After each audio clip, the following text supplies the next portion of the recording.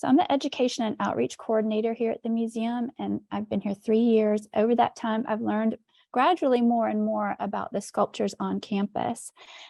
This past year, I worked with 2 students in the geography department to create a digital map of the sculptures on campus. And in the future, that will be available on our website for anybody who's walking around and see the piece that they want to learn more a little about, or if you'd like to take a walking tour of the sculptures, look for that in the future.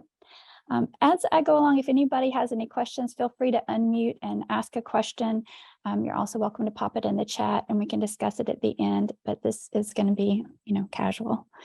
I've arranged the talk chronologically. So I'll start with some of the oldest pieces, and then we'll talk about a few pivotal exhibitions that brought new works to campus, and finish with a few of the recently acquired pieces. There's no way I can talk about all the pieces today, but maybe we'll do a follow-up in the future.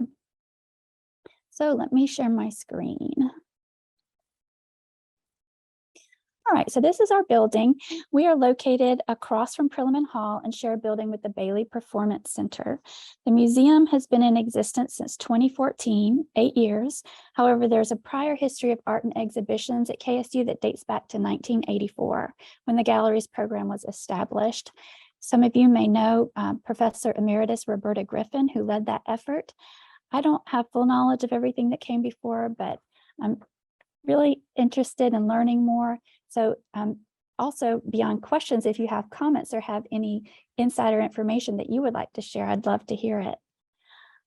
So it was Roberta Griffin who started this effort, and she's responsible for most of the sculpture we have on campus. This piece here is one of the earliest, Steps in Life Circle by Mary Dell Ward. It's made of carved marble in varying colors.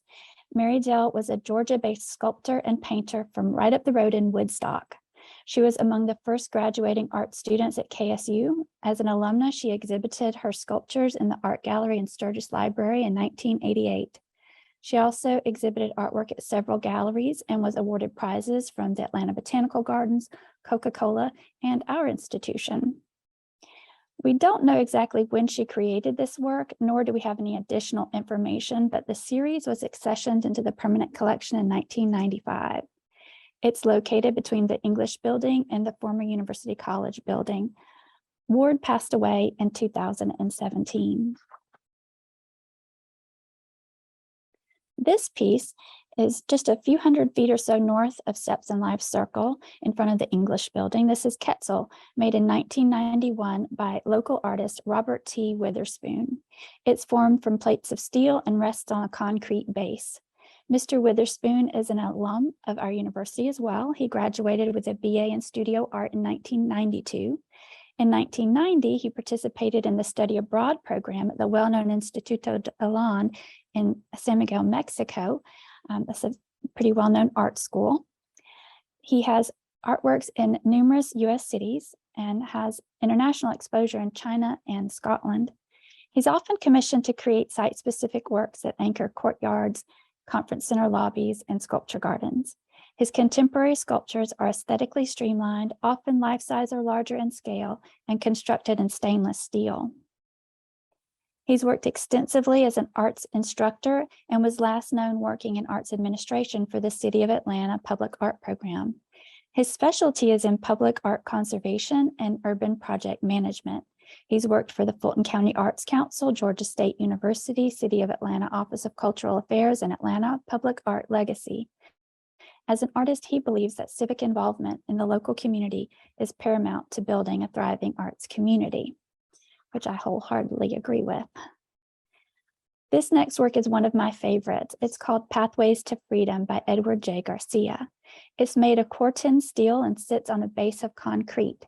It's located on the eastern side of the Visual Arts Building. It stands 15 feet tall and weighs 3 tons. Ed Garcia was a faculty member in the communications department. Perhaps someone here knows or knew him. He originated from New York and held undergraduate and graduate degrees from NYU. He was an expert in the field of rational emotive therapy. He lectured and conducted seminars broadly and appeared on a variety of national television programs, even created his own program for WPBS entitled Developing Emotional Muscle.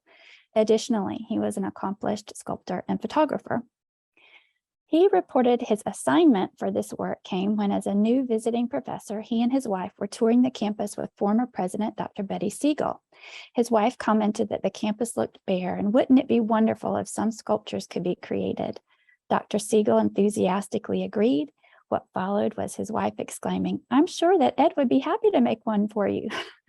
He agreed, and Dr. Siegel immediately began describing a sculpture to reflect knowledge, intelligence, education, and wouldn't that be wonderful? Then continued on the tour. So he began contemplating how to turn those concepts into a sculpture. He considered how knowledge by itself doesn't enable navigating effectively through life. It takes wisdom. He said his ideas were further reinforced by the Cherokee Indians who lived in the area where the school is located. It took him 3 months to develop the design.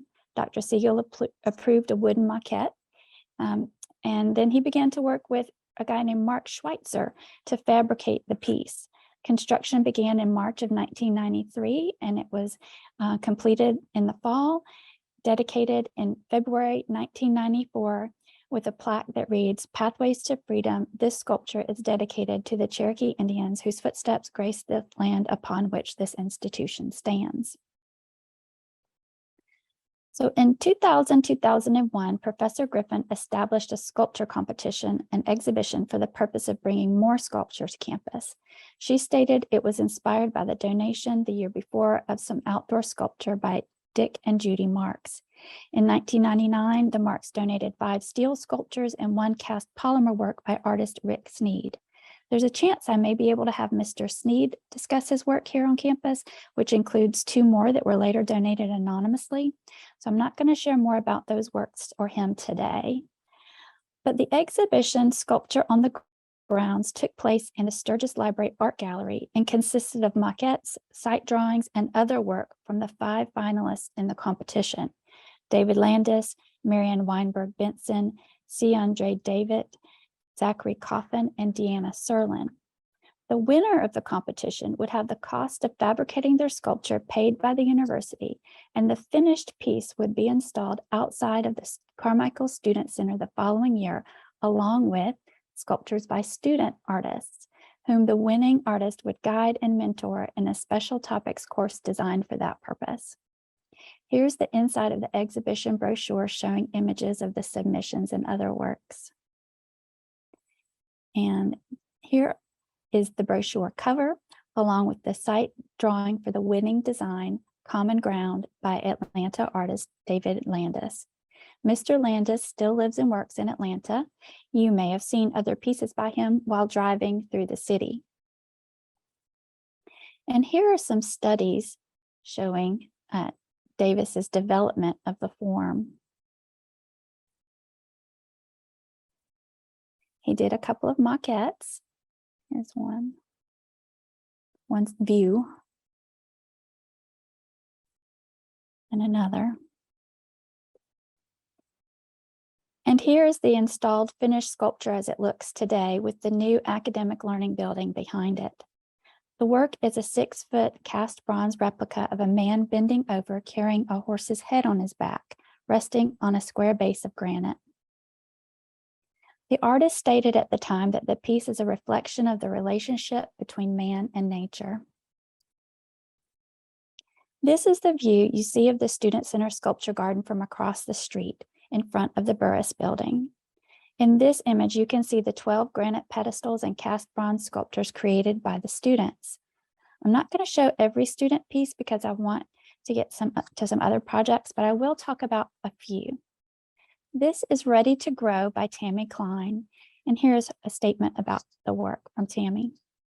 Pursuing personal growth, reach upward toward becoming a better person and towards something higher than yourself. Reach behind in reflection, learn from both success and failure. Reach down for balance, grounded by principle. There is a circle formed, a cycle, past, present, and future intertwine. And like any living thing on the earth, as long as you recognize and nourish its existence, it grows, not for itself, but for the good of all. This is Touch Me Not Creator by Michelle Cooper. She said, "What do you think of when you see a robed or hooded figure? Depending on your culture, lifestyle, and even age, that figure will have varied meanings behind it. To some, this figure represents the piety of a religion, specifically the robed and hidden figures of a Muslim woman in her hijab. It also can be seen in the Christian religion, adorning the ultimate of mother figures, Mary, the mother of Jesus the Christ. Then there are those with more supernatural turn of mind, to whom this figure can be seen as a more ghostly presence. Something not quite tangible to the senses, it can be felt but not seen, and is completely out of the norm. It can stand caricature of death, a dark and forbidding figure that only brings destruction, sadness, and pain. For me, I see a little of everything in this work. I see the reverent and pious mother of all, the hidden bringer of death, and the presence that is not seen but felt by all. A figure does not have a more feminine identity attributed to it, but it can be seen as neither feminine or masculine. It can stand for many things and to be recognized by everyone as a symbol of something greater than him or herself. To me, it is unique and mystical. It represents the elusive qualities of life that do not make complete sense. This is Trinity by Christy Belt.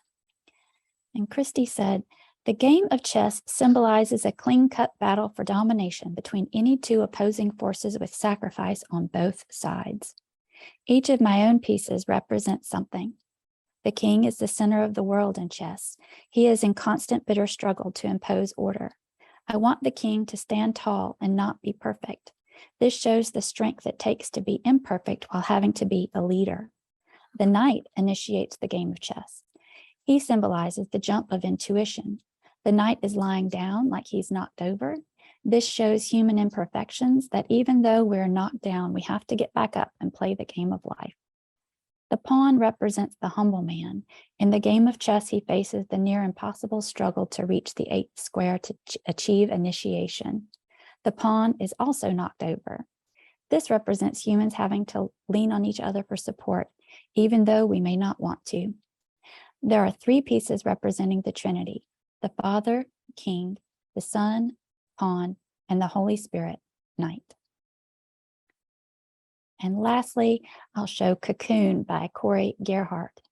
His statement reads, "My piece is entitled Cocoon. The name is reflective of the idea that man and nature are not one and the same, but we are born from Mother Earth. Established Christian belief would have us think that we rule over nature and that we share a master-servant relationship with her. This show, and my piece in particular, criticize that point of view. Even as we try to destroy our home, she still gives us life. Cocoon is a celebration of that relationship." So the success of Sculpture on the Grounds led to a sequel, On the Grounds 2. In this exhibition of outdoor sculpture, there was no competition, but 4 artists were commissioned to create sculptures that would stay in place for 2 years, from 2004 to July 2006. They were Andre Perels, Fernando Dastoli, Keith Smith, and Chris Wilson. The project received financial support from the Visual Arts Committee here at KSU. Out of the 4, only 2 of the sculptures were built at that time. It took a number of years before works by Keith Smith, who's still at KSU, a full professor in the School of Art and Design, and Chris Wilson, an alumni and professional artist, now have different sculptures on our campus, both of which I'll get to shortly. This is Open String by Andre Perels. It's located in the grassy lawn outside of Clenenden Science Building. It was inspired by string theory. Per the artist, string theory states that the fundamental ingredients of nature are not 0-dimensional point particles, but tiny 1-dimensional filaments called strings. A string mode is a possible configuration, vibrational pattern, winding configuration that a string can assume. Lazarite string mode identifies the vibrational pattern of a string at a point in time in the microcosmos within. My mind focuses on the silence in between the sounds, the space in between the objects, making the invisible energy, i.e. matter, visible. Our culture focuses almost exclusively on the objects rather than on the space from which the objects stand out or in the silence from which the sound springs forth. The vibration patterns in our microcosmos and the space around us contain these imperceptible strings or winding filaments, linked together in intrinsic fabric between our inner and outer world. Chirality is an asymmetric configuration of two strings transcending our dual yin-yang nature into one, the state of being present. The energy of the state of the here and now is all that ever matters. This is a sketch that the artist submitted of her design. André Petels was born in Amsterdam in 1950. During her childhood, her family moved to Zurich, Switzerland, and then the United States. As an adult, André lived in Spain, Mexico, and Guatemala. Her multicultural background resonates in her art. She received a BFA in photography and sculpture from the Atlanta College of Art. She discovered a passion for architectural sculpture and metalworks and shared this passion for decades through her design studio, Degas Studio of Marietta. This work is another piece from On the Grounds 2. This was by Fernando Destoli. We do not know the title for sure. He was born in Buenos Aires, but grew up in Long Island. He moved to Atlanta in 1995 and enrolled at Kennesaw State as a studio art major. He was a highly involved and high-achieving student here. In 2000, he was named the university's outstanding senior in visual arts. Here's a statement Mr. Destoli submitted for the exhibition. Studying art for many years and experimenting with many mediums has helped me develop my technical and visual skills. As a sculptor, I was able to grow and explore with my imagination. These images are brought into my work by what captures my interests, beliefs, and the experiences that affect my life. Sculpture has given me the ability and confidence to create what I feel as an artist. According to Keith Smith, the price of bronze skyrocketed during the planning of On the Grounds 2.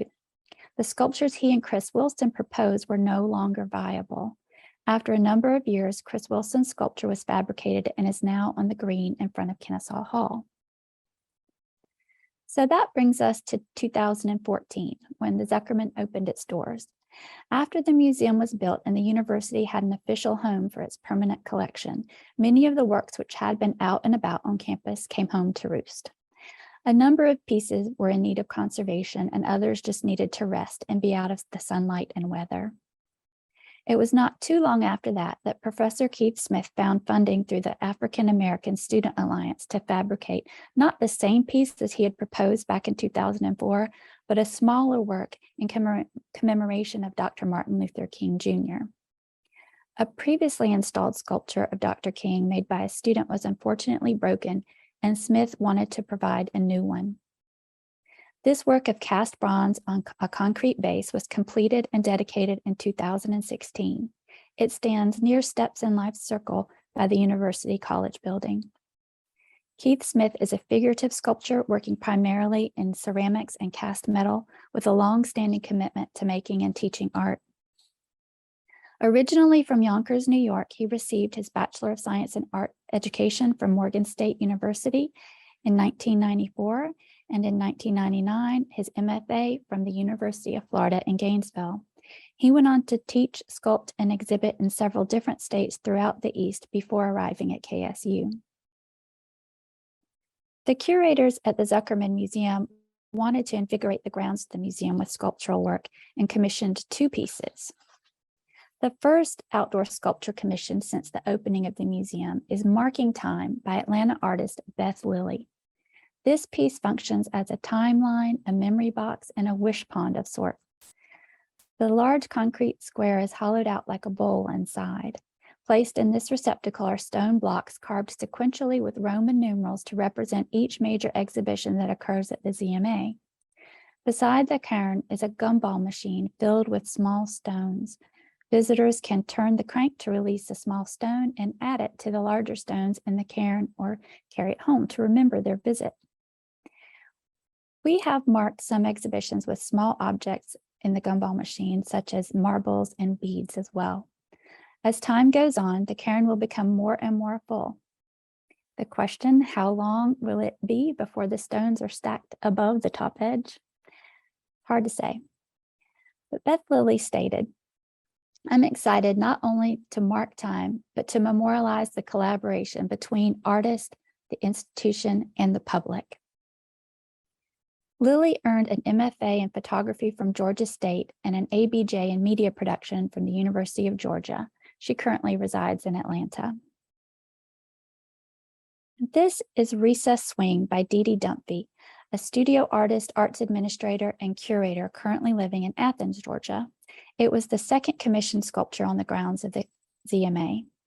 Dunphy says, I'm interested in the intersection of art and design, fabricating furniture objects that facilitate an interactive, cooperative play. For school kids, recess is a magical moment. The doors burst open, the playground in sight with joyous possibilities, unlimited potential for imaginative games that build valuable social interaction.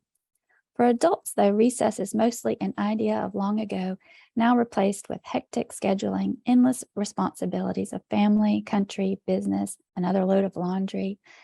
Thus, the seesaw, the swing, the jack rocker, joggle board, etc., those are things that she fabricates and merchandises. They're designed for interaction with the hopes that through this recess or play activity, the collaboration, you need to seesaw, bring about good ideas and well-being between people. This work, as you can imagine, sees a lot of action by KSU students. It's a fun piece that is very well loved. So this is on my last slide. I have my email address. In case you ever have a reason to reach out, please don't hesitate. And I've also included the name and email of our collections manager, Stacy Gowell. Stacy is in charge of our collection. And if you ever notice any problem with any of the sculptures on campus, she would be the person to reach out to. So that concludes the information that I prepared. Are there any questions or comments that anybody would like to share? I found it very interesting. Thank you, Elizabeth. Oh, you're very welcome. Thank you, Deborah. I will say that we do have our next last Wednesday lunch on July 27th. That will be Al Shockley Parker talking about her artwork and the process of jurying the Invisible to Visible exhibition. That's our biennial of art educators work that we do every 2 years. In August, we have the fine arts supervisors from Cobb County and Fulton County talking about the state of art education in our K-12 schools.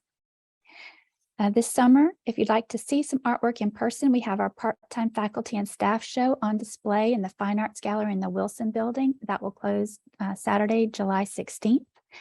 The Art Educators Biennial will open on July 26th. The exhibition at the ZMA Bodyscape closes on July 30th and will be closed from the end of August, the end of July until August 27th when we open our fall exhibitions. All right. Any other comments or thoughts?